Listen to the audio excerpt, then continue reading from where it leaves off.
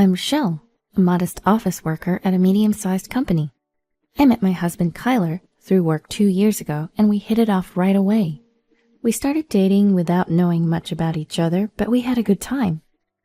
We made time for dates and gradually got to know each other better. I couldn't deny that I started to see him as a good person. He was kind and gentle, always attentive to my needs and concerns. I felt like I could be happy with him. We didn't take long to feel this way, and he proposed after just 4 months of dating. Thanks to a stable job at a big corporation, the engagement ring he gave me had a sparkling diamond that left me mesmerized. I accepted his proposal, and we quickly found a place to live together and started planning our wedding. I was looking forward to a grand wedding, but Kyler wanted to keep it small. In the end, we had a modest ceremony with just close family and friends. It's been almost 3 years since we started living together. I'm now 26, still working, and we don't have kids yet. I wanted to work a bit more, and Kyler wasn't keen on having kids either. Well, I took it positively, thinking it just meant more time for the two of us. But I was starting to want a child. As we were about to celebrate our 3rd Thanksgiving together, "Hey, Thanksgiving is coming up. What should we do?" I asked Kyler, who was engrossed in his phone. He gave a non-committal, and said nothing more. "I'd like to see your family soon," I continued, a bit annoyed at his lack of response. "I have work," he finally said, looking up from his phone. "But you haven't been back home in ages," I pointed out. I hadn't seen my in-laws since the wedding 2 years ago. Every time a long holiday came up, I'd suggest going home, but Kyler would insist he had work. I even offered to go alone, but he opposed it, saying it would be awkward for me and that his sister didn't like me for some reason. So I couldn't just go to his family's home. He wouldn't even give me their phone number, saying he'd handle it. Well, it wasn't like I wouldn't be able to see her forever, so I decided I'd get her contact info when I saw her someday. "Is Thanksgiving a work day for you? What about Christmas?" At a normal workplace, Thanksgiving and Christmas would be days off, but my husband's workplace doesn't always have holidays.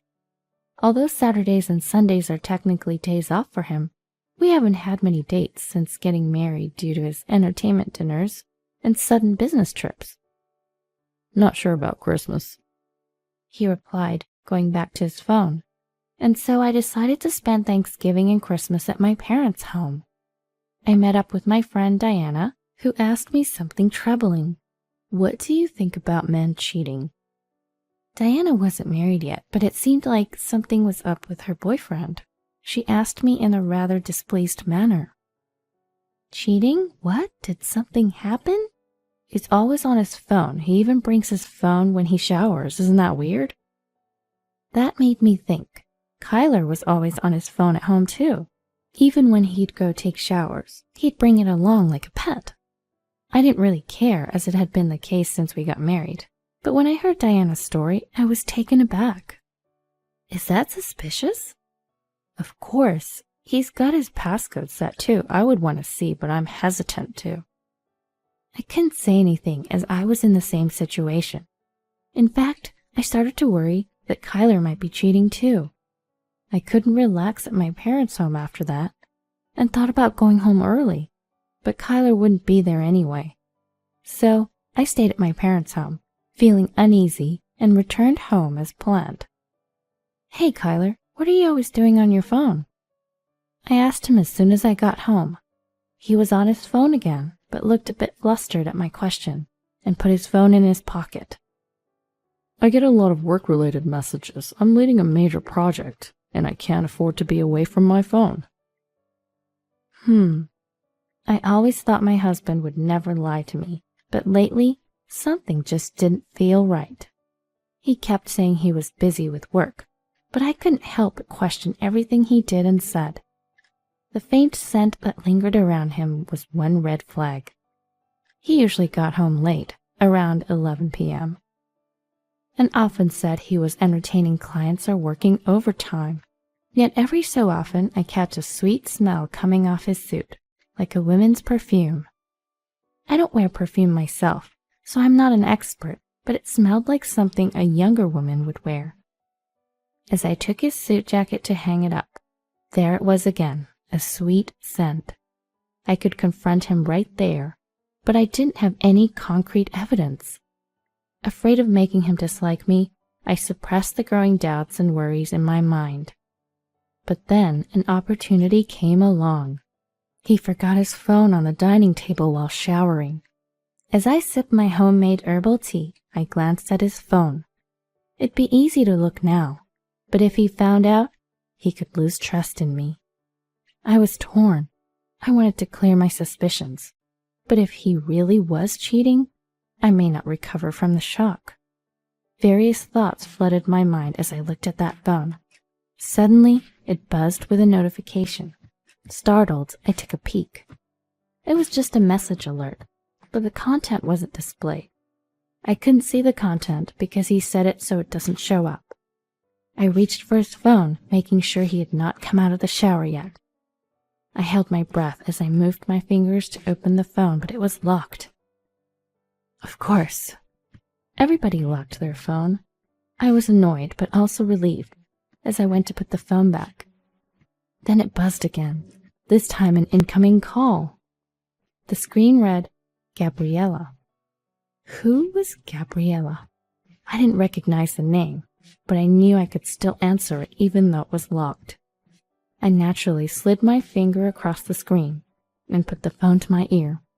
Hello, Kyler. Is this a good time? The voice on the other end was a young woman. I got even more nervous. Kyler's in the shower right now. What? Who is this?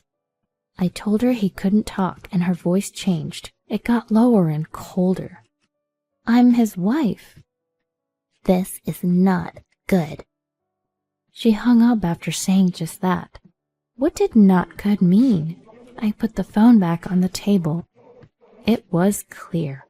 He was cheating, and probably with Gabriella. But I didn't have proof to confront him.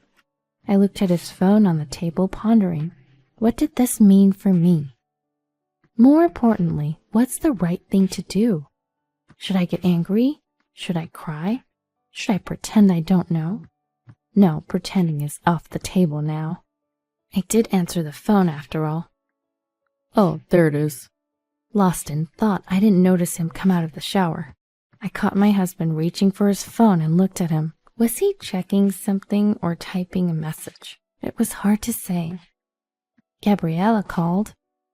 When he heard this, he stopped what he was doing and looked at me. Oh, did she? The moment our eyes met, he averted his gaze and started fiddling with his phone again. Normally, he'd sit next to me after a shower to have a beer, but not this time. He seemed like he was about to leave. Wait, can we talk for a second? I stopped him with a smile and gestured for him to sit. What about? He stayed put, but didn't come closer. Who's Gabriella? A co-worker. I bet she's cute. She sounds like it from her voice. Hearing this, he turned his surprised eyes toward me. How would you know? I answered the phone. What? As I continued speaking cheerfully, his face transitioned from surprise to what looked like anger. He stopped towards me and pulled my hand. What's the big idea answering my call like that? I had never heard my husband raise his voice like that before. Though taken aback by his sudden change, I knew I couldn't back down. I stood up, looked him in the eye, and asked, What's your relationship with this Gabriella person? We'd never had a fight since we met. Maybe that's why he looked surprised for a moment. She's just a co-worker. His voice softened, and he sat down on a nearby chair. I sat back down, too. I couldn't press him further at this point. I'd have to gather evidence later. Just then, his phone rang again. Another call? I asked, noticing his troubled expression as he looked at the screen. He nodded and started to get up, but I grabbed his hand. Answer it on speaker here. If it's work-related, you can turn off the speaker. I suspected it was Gabriella again. I instructed him to let me hear the voice and content. He sat back down and reluctantly answered the call. Kyler, What was that message about? The voice from the speaker was his mother's. So it was his mom. I felt a bit relieved. But he didn't respond, his face turning pale. I nudged him to continue the conversation, but he remained silent. Are you listening? What's this about Rochelle being dead? Tell us where to go. Your father and I are coming to see you right now. His mother raised her voice, frustrated by his silence. I was shocked. What's going on? I'm right here. I looked at my husband, who was trembling, gripping his phone. I'm alive. A moment of silence followed. What? Rochelle, what's going on? His mother sounded just as confused. I was equally puzzled. Why did she think I was dead? What's going on? Kyler texted me saying you passed away and that he'd handle the funeral alone and that I didn't need to show up. This made no sense. Was it a spam text or something? I briefly thought. But Kyler's trembling suggested he actually did contact his mother. I'm coming over tomorrow. His mother, still confused but seeing no other way to proceed, hung up. I asked my husband for an explanation, but he said nothing. Fortunately, it was still Thanksgiving break, so I was going to be home. I didn't know he was working, but I told him to take a sick day if he had to, and I went to our bedroom. He didn't come to the room that night, and it seemed like he slept on the couch. The next morning, I woke him up, made breakfast as usual, and we waited for his mother. He didn't say a word and looked scared the whole time. He didn't touch his phone either. I didn't bring up his behavior and quietly waited. Around noon, his mother arrived. Kyler's father was with her, carrying lots of bags. I greeted my in-laws warmly, and they reciprocated with smiles, handing me the bags and explaining they were gifts. There were homemade treats from his mother, famous sweets from a local shop, and lots of cakes. We chatted about trivial things for a while, but Kyler didn't join in, shrinking in a corner. I couldn't ignore it any longer. I made tea for my in-laws, pulled my husband by his shirt to sit next to me, and sat down. What's going on, Kyler? My father-in-law finally broke the awkward silence, looking exasperated at my husband and I. My husband flinched at his voice, lifting his downcast face to look at him. But he quickly looked down again, as if terrified by his father's expression. Spit it out. My father-in-law raised his voice, and my husband started to explain in a shaky voice. Based on my husband's account, he met Gabriella through work shortly after we got married. Initially, they were just colleagues, but things changed when they started working closely on a project. Gabriella confessed her feelings for him. He told her he was married, but she was okay with it, so they started dating. They were together for a little over 2 years. He said all this happened shortly after we got married. At first, he thought it was just a fling, but he started to fall for Gabriella. He considered divorcing me to marry her, but realized he'd have to pay a hefty settlement if he admitted to cheating. So he tried to make my in-laws dislike me, thinking I'd initiate the divorce. He even spread rumors about me to my in-laws and his sister. But my in-laws never showed any signs of disliking me, and I didn't seem to be bothered by it. So he thought about cutting ties with me and paying the settlement. So he told his parents that I had passed away. My in-laws and I were dumbfounded by his foolishness. You're unbelievable. I'm so sorry, Rochelle, about our poor son. My mother-in-law apologized, holding back tears. I told her to look up, and then she looked at my husband. Kyler was visibly shaking, his face pale. If you're willing to pay the settlement, I'm okay with a divorce, I told him, smiling. At that moment, my father-in-law landed a punch on my husband's head. You idiot! Break up with her right now. You've lost your freedom. Go home. My husband was too stunned to resist. Kyler was frightened by my father-in-law's furious behavior, and it looked like he was about to burst into tears. I couldn't help but laugh a little. We'll take responsibility for the settlement, my mother-in-law said, tears streaming down her face. I wrapped my arms around her and smiled at her. Don't worry about it, I reassured her. After hearing all this, staying together seems foolish. I have a job and we don't have kids. I'm sorry I couldn't be a better wife. I said to my mother-in-law, after hearing about my husband and immediately losing interest. My in-laws apologized to me over and over again and left the house, dragging my reluctant husband. We divorced shortly after. I claimed a hefty settlement and kept the house. A few days later, I got a call from an unknown number. It was my sister-in-law. Apparently, she had also been misled by Kyler, and that was why she never tried to get to know me.